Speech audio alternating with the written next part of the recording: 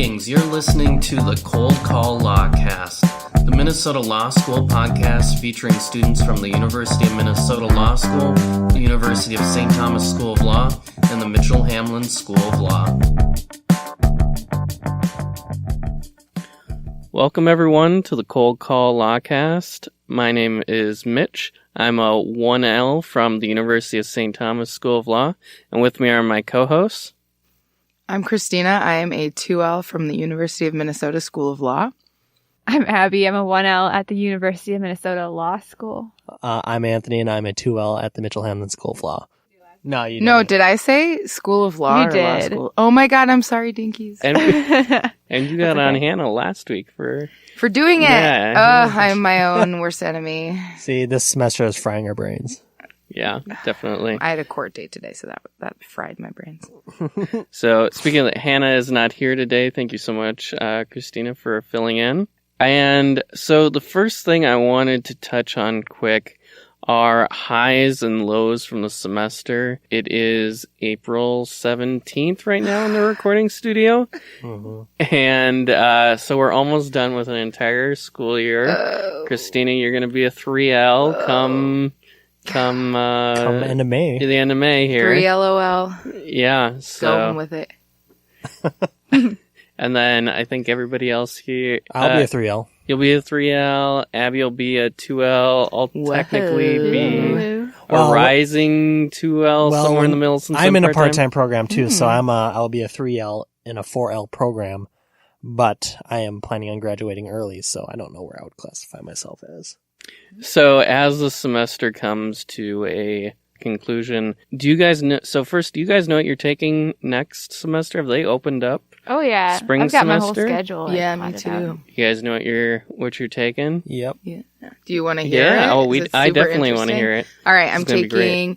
So this semester, I've took a few courses that were super interesting, but not maybe like incredibly relevant to my practice. I took some stuff on like international law and poverty and like human rights, which I don't necessarily think are going to play in maybe in the future. But so this next semester, I was like, Christina, you have to take practical courses. So You don't need practical. I know. Practical's practical. Come on. So I'm taking employment law. I'm taking crud. What am I taking? I'm taking criminal procedure.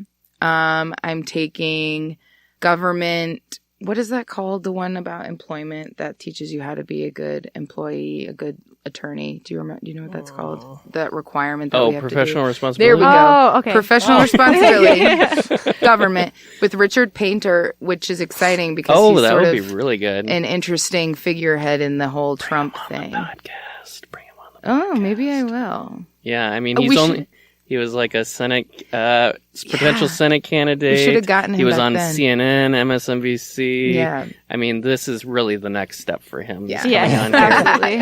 absolutely. I'll see what I can do. I'll pull some strings. So I'm Round out his taking. career. Yeah. It'll be like, you finally made it.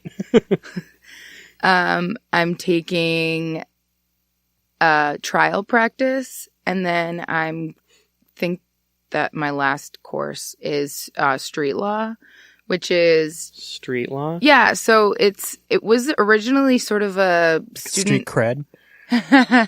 I'm going to get some street cred from a street law. It was originally a student organization that now they're offering as a 2-credit course where you teach high school students sort of about their rights and about the law. And you come up with a interesting. curriculum and you go into schools and are like, know your rights. So is that like all those Facebook videos you see, or those people standing up to cops saying like, you can't do that because you don't have the right to do this? Yeah, we teach them how to do that, how Nice. to, respectfully In a professional way. ask to have their rights respected. Yeah, I'm excited about it. That was my one. I was like, well, you have to take serious classes. I almost made myself take tax, but I didn't go there. But I was like, well, you can take the street law course, which will be exciting. So yeah, that's what I'm doing. Excellent. Anthony? So this summer I'm going to be taking income tax law, facilitation, and theories of conflict. So for Mitchell Hamline, I'm in their alternative dispute resolution program. So I also Oh, need that's so cool. Yeah, so I have to do a lot of their. I've pretty much almost done most of my ADR stuff for the certificate. So negotiation's going to fulfill that, and then my theories of conflict, which I'm not really sure of. I took income tax because I thought that that might be useful for me in the future for some reason or another. Personally, at least. Right, and then in the fall, I'm going to be taking. Oh, he's got his phone out. He doesn't know. I know. I don't know yet. I'm taking negotiation in the fall. Commercial I thought you had law. already taken negotiation. I've taken arbitration and mediation. Okay. Arbitration, mediation, negotiation. Right. Got it all. The Family Three law and Musketeers. commercial law. And then maybe an advanced trial course. Abby. All right. So in the fall, I will be taking leg reg to get it out of the way. It's legislation and regulation. It's mandatory.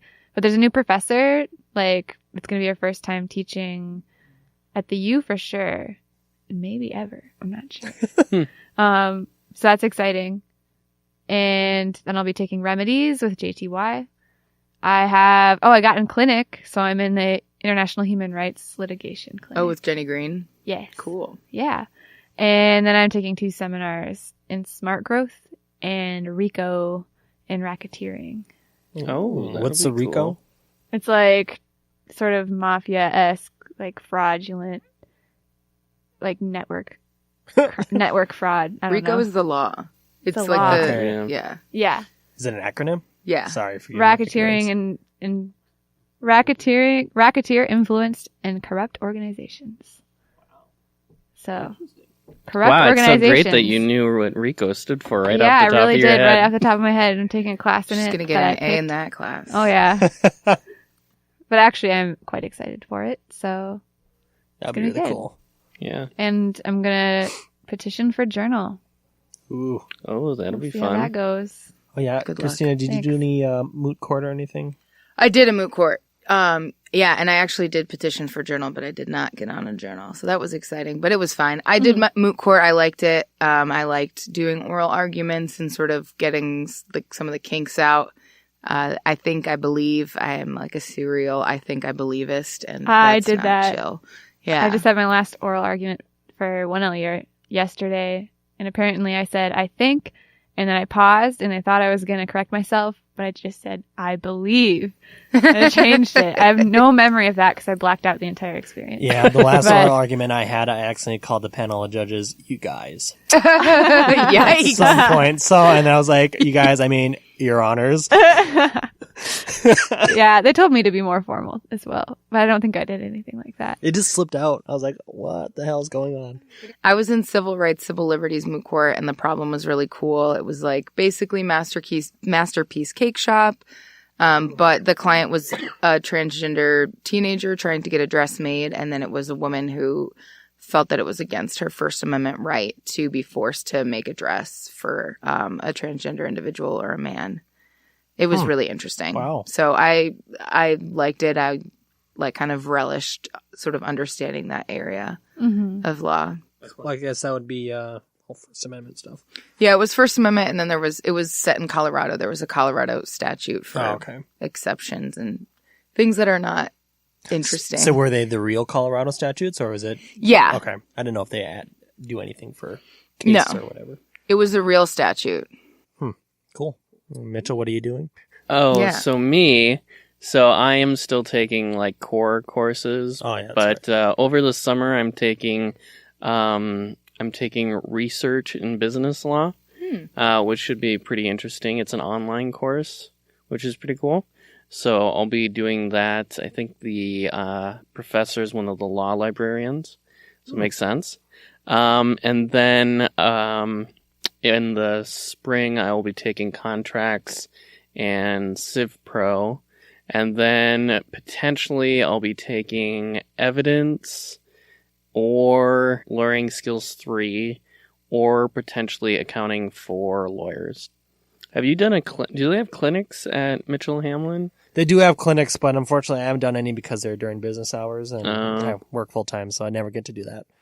But I work in a law firm, so I kind of get my experience that way. See, St. Thomas I think it's pretty well known for having a lot of clinics for how kind of smaller the size of the school. But I think I might join one the following year, because they do have them. They don't have them. They have them kind of during business hours, but I could kind of try and work around it because they're only like once a week or something like that. So I might be able to do that.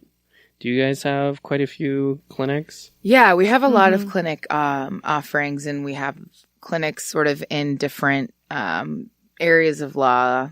I am in child advocacy and juvenile justice clinic. Okay, we have one of those too, yeah. Yeah, I love it. I think it's super cool. I did a couple custody petitions. I'm doing a custody petition that involves this special type of immigration status called special immigrant juvenile status for and my client is an asylum seeker from Nicaragua, and so I'm writing this for her daughter to hopefully get to use in immigration court. And basically, it's a regular custody petition, and then within it, you put these conclusions of fact about how the child was either abused, abandoned, or neglected by one or both of the parents in their home country, and why they should not go back to this country.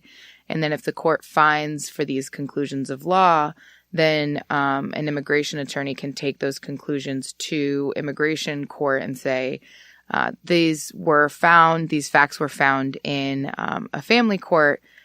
Our client is eligible for special immigrant juvenile status, which is a path to citizenship. And so it was really cool to get to do that. And then today I had an arraignment for a juvenile delinquency case. She's allegedly dined and dashed from IHOP. Oh no! How dare she? Yeah, which dumb. It's like $57. That's a lot for an IHOP, though. It was 3 people. Oh, 3 people. I was going to say, Yeah. if you're pounding $57 worth Yeah. of food. I could do that. Come on. Yeah. On a good I day. could try that. On a good day. Yeah. Yeah, it's really exciting, but it's frustrating, and her, family members feel like there was some police misconduct, so they don't want to take this really great deal from the prosecutor because they don't feel like the police behaved, and they want to expose this police brutality. So it's been a lesson in trying to push the client to do what you think is right, but also kind of respecting them and letting them make their decision, even though if you feel like it's not the right. I mean, I feel like if I were the prosecutor in this situation, I think if I were a prosecutor, I'd probably let it go because it's a pretty small amount. But she was willing to dismiss the theft of service, but there's also a false name, giving the police a false name. Yeah. And she didn't want to let that one go. And mom didn't want to take this sweet deferral deal. So we're going to go to trial, maybe, unless mom changes her mind, which I'm really hoping that she will, because I think it'll be better for her family. But we'll see. Are It you was able a to really say anything about the deal or no? So I guess the deal was sort of this deal that they offer sometimes, and it's basically the person doesn't plead guilt or innocence. All they have to do is they waive their right to a trial. The trial is set for 6 months out of the calendar. They have to go to this center for this restorative justice program. The restorative justice program evaluates them and gives them some sort of course of conduct, either volunteering or something. She had to pay restitution to IHOP for the meal. And she had to stay in school and listen to the rules of her house. And if she completed those terms, then the case would be dismissed. So was there any kind of restitution with that too, or just the $57 that was owed? Just the money that was owed. Oh, okay. Yeah, and so Yeah, they should take that deal. I would Yeah. think, but yeah, I agree, but I also, understand the desire to say, this wasn't right. The cops didn't do the right thing here. I want to have my day in court and expose this and, talk about it. Unfortunately, although, they would have the chance to do that, I don't necessarily think that the facts would go in our client's favor. It's really hard to convince the judge to believe a 14-year-old over 2 cops. So, I guess she And so the mother thinks that she's just gonna like expose it, and it's like gonna be like, oh, Well, I'm yeah, the gonna mother expose feels this police